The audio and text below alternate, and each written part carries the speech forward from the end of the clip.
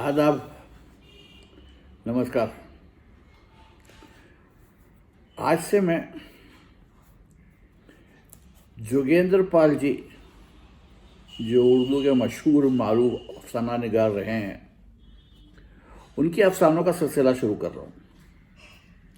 इससे पहले उनके 2 अफसाने मैं सुना चुका था। अब फिर से शुरू कर रहा हूँ सिलसिला उनके बाकी अफसानों को सुनाने का।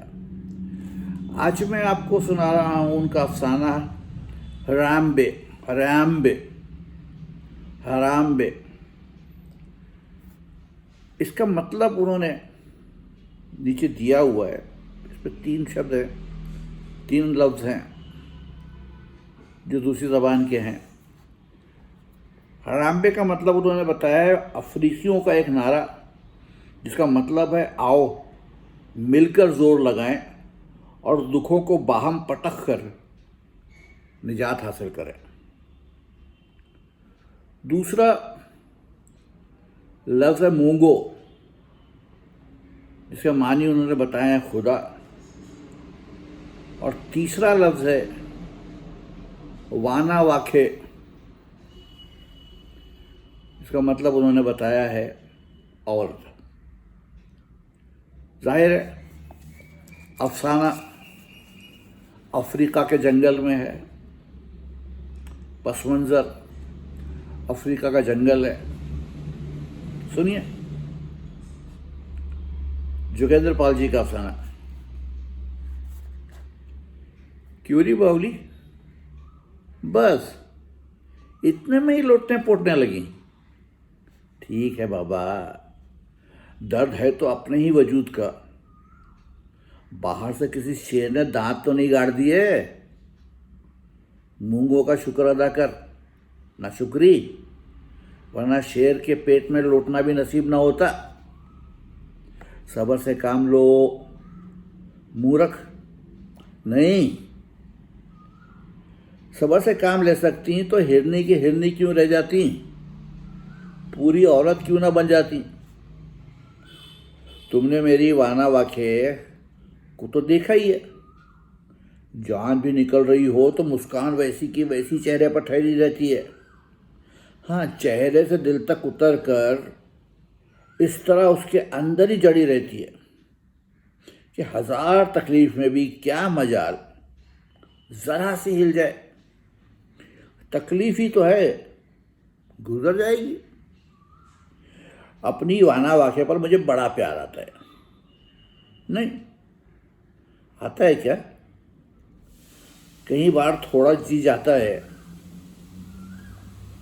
कहीं बाहर थोड़ा ही जाता है कि लौट आएगा।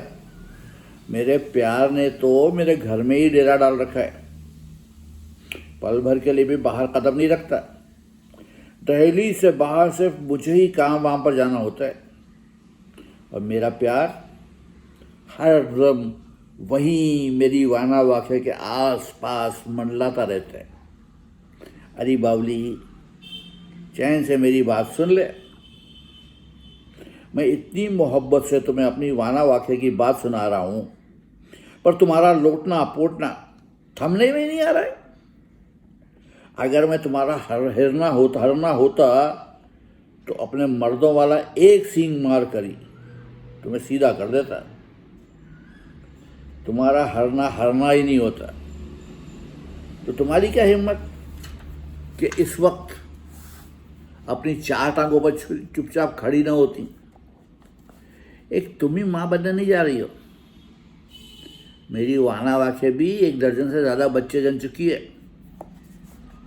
मेरा बच्चा किसी पथरीले टीले की तरह उसकी कोख से नीचे लुढ़क रहा होता है, पर उसकी मुस्कान वो उस पहाड़ी सब्जे की तरह टस से मस नहीं होती।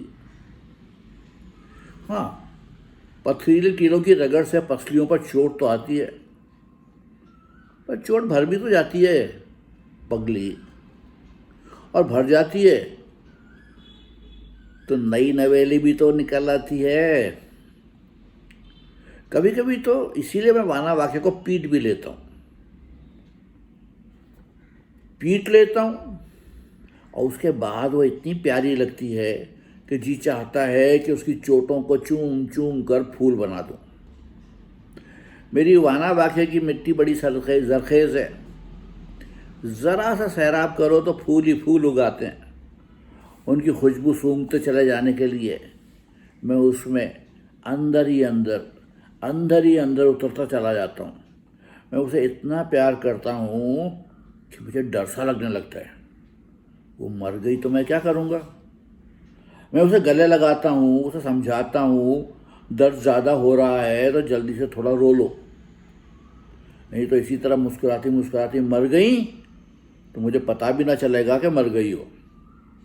बस मुझे यही खतरा लगा रहता है कि मेरी वाना वाक़े की मुस्कान मुझे धोखा ना दे, कांटा चुभ जाए तो सिसकी से भी बाहर की तरफ उछलता है, लेकिन सिसकी थमने में ही ना आए तो जान निकलती है, न चैन आता है। अरे बेवकूफ़, चैन नहीं आ रहा है तो इस तरह तड़पती हुई उस झील के खड़े पानी में जा कूदो। जीने जनने का हौसला नहीं तो जान क्यों संभाले हुए हो। बड़ी माँ बनने जा रही हो। धरती जरा सी फटे भी नहीं तो बीज फूटकर बाहर कैसे आए। सब्र से काम लो नादान। पहले तो अपने हिरने की टांगों में बेसब्री से घुसी पड़ी रहती थी, और अब खा पी के पेट फूल गया है तो ये थोड़ा सा दुख सहने का भी दम नहीं। चलो थोड़ा ना सही, चलो ज़्यादा ही सही, पर है तो उतना ही जितना है, उससे ज़्यादा तो नहीं। जितना भी भोगा है बावली, उससे आधा भी न सहोगी तो तुम्हें फल कैसे लगेगा। वो आम का पेड़ देख रही हो, अरे चीखना बंद करो और वो देखो आम का वो पेड़, देखो उसके भी बोर फूट रहा है।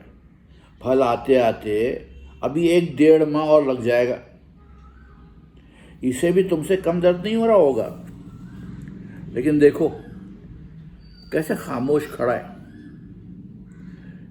इसके फल में इसीलिए शहद घुला होता है कि तुम्हारी तरह चिल्ला चिल्ला कर अपने दर्द का पहाड़ नहीं खड़ा कर लेता, बल्कि बड़े इत्मीनान से अपने सारे दर्द को अपने ही बातिन में समेट कर अपनी निजात का इंतज़ार करता रहता है।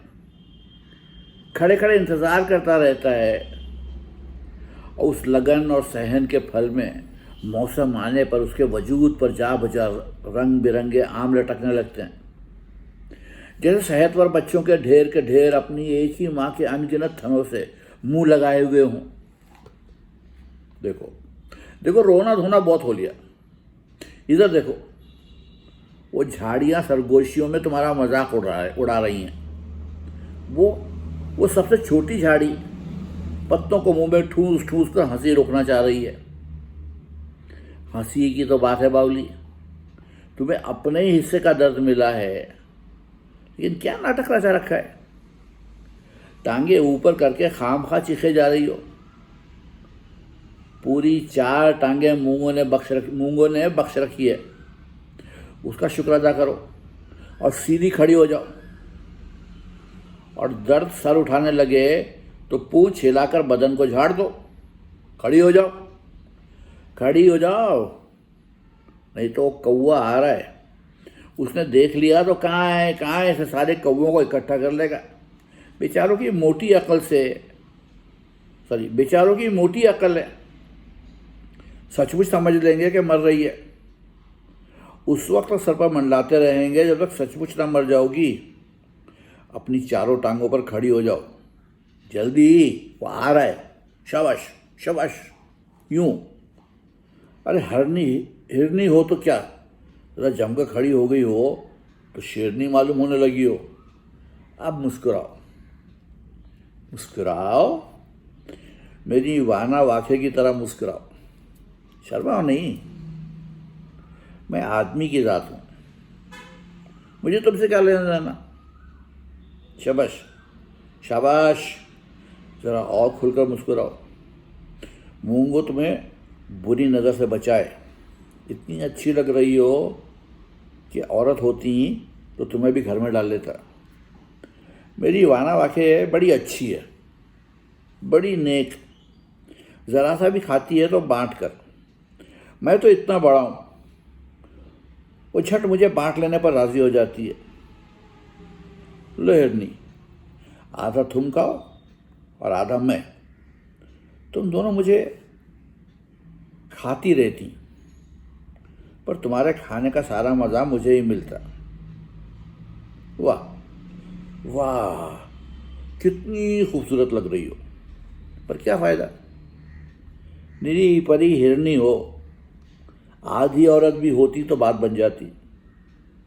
अरे फिर, अरे नहीं, अरे यूं ही खड़ी रहो, या दर्द उठने लगा है तो बैठ जाओ, दर्द भी बढ़ जाएगा।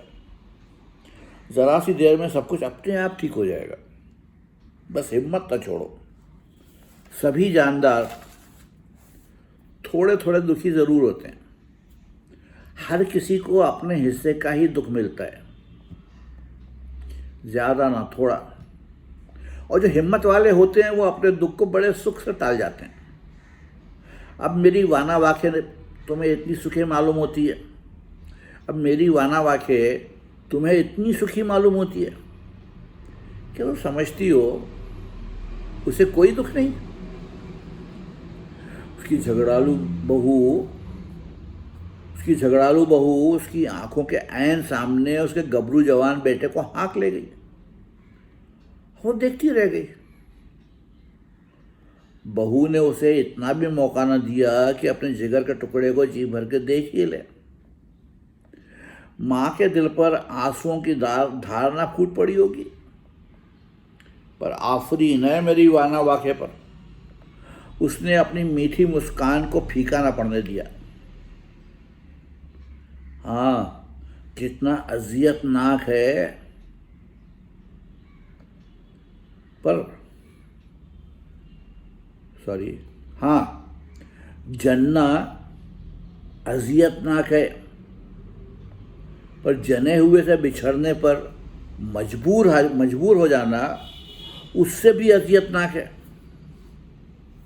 लेकिन हमें अपना अपना दुख कबूल करना ही होता है, रो के भी और हंस के भी। फिर रोना आए तो जल्दी जल्दी रो धो के क्यों ना आदमी हंस भी ले, दुख भी बना रहा और सुख भी। देखो देखो, फिर भागड़ मचाना शुरू किया। अरे तो क्या मैं तुम्हें इस हालत में छोड़कर अपनी राह लूंगा? अपने इतने से दुख पर दुखी हो। मूंगों ने थोड़ा थोड़ा दुख सभी चांदारों में बांट दिया है ताकि सभी सुखी रहें। लेकिन ठहरो, पहले मैं तुम्हें एक सच्ची कहानी सुनाता हूँ, दादा की कहानी। वो सब पहाड़ों के पीछे वो सबसे ऊंचा पहाड़ देख रही हो ना, वही हमारा दादा है। मेरे बाप ने मुझे बताया था कि आज से सैकड़ों बरस पहले, ना जाने कब, आए दिन दादा के कलेजे से आग और लावे के दरिया फूटा करते थे और आसपास की सारी बस्तियां देखते ही देखते उजड़ पिछड़ जाती थी। कान धर के सुनोगी तो तुम्हें करार आ जाएगा पगली। हुआ ये था कि मूंगों ने सारे का सारा दुख दादा के सीने में जमा कर रखा था।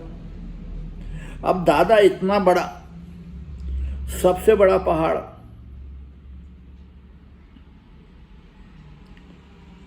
सबसे बड़ा पहाड़ है, पर कुल जहां का दुख एक ही सीने में कैसे समा सकता है? दादा की धज्जियां उड़ जाती और लोगों को पता भी न चलता कि कब उनकी जानें निकल गई। अरे मेरी कहानी पूरी हो लेने दो, फिर जी भर के चिल्ला लेना। मूंगों को आखिर ये तरकीब सूझी कि दादा का दुख हम सब इंसानों, जानवरों, परिंदों, दरख्तों, सभी जानों में बांट दिया जाए। सुना बावली? हम अपना अपना दुख कबूल न करें तो जीते जी मर जाएंगे।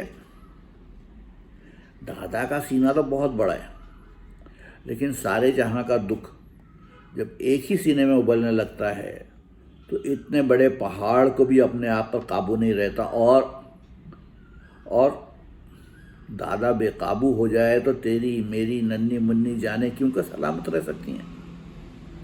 तो सभी नन्ही मुन्नी जानों के लिए अपने नन्हे मुन्ने दुख हंसी खुशी सह लेने में ही मूंगों की बरकत है। और मूर्ख, मूंगों की बरकतों को कबूल न करना कितना बड़ा गुनाह है, जरा सोचो। उसकी बरकतें ना हो तो हम एक पल भी जिंदा नहीं रह सकते।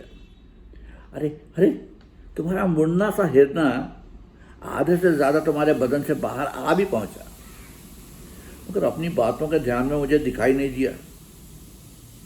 सहज सहज सहज जन्नी, घबराओ नहीं, और सहज। हाय कितना खूबसूरत है। शाबाश शाबाश, लो लो लो, लो पूरे पूरे का पूरा बाहर आ गया है। हाय बड़ा खूबसूरत है। मेरे बच्चों के ढेर में एक भी ऐसा नहीं जैसा तुम्हारा हिरने का ये बच्चा। मेरा जी चाह रहा है कि मैं ही तुम्हारा हिरना होता। तुम्हारा हिरना बड़ा खुशकिस्मत है रे, जो तुमने उसका इतना प्यारा बच्चा जाना है। इतना प्यारा है कि मेरा भी दिल चाह रहा है कि तुम्हारे साथ साथ इसे चाटना शुरू कर दूं। नहीं रुको नहीं, चाटती रहो चाटती रहो। हर बच्चा इसीलिए फरिश्ता सा लगता है कि उसकी माँ उसे चाट चाट कर फरिश्तों की छवि दे देती है। और चाटो, रुक क्यों गई, चाटती जाओ। अब तो चैन आ गया है ना, खाम मरी जा रही थी। देखो मूंगो कितना मेहरबान है, उसे यही फिक्र रहती है कि सारा दुख एक ही सीने में जमा ना होता जाए। देखो ना, तुम्हारी तकलीफ ज़रा बढ़ गई तो तुम्हारा ये नन्हा हिरना उसे बांट कर तुम्हारे वजूद से अलग हो गया और तुम्हें चैन आ गया। सुन रही हो तुम? हम सभी इसीलिए पैदा होते हैं कि संसार के दुख बढ़ते रहें, न बटें तो यकीन मानो माँओं के बच्चे पैदा होना बंद हो जाएं। ये था जोगेंद्र पाल जी का अफसाना। कल फिर आऊँगा।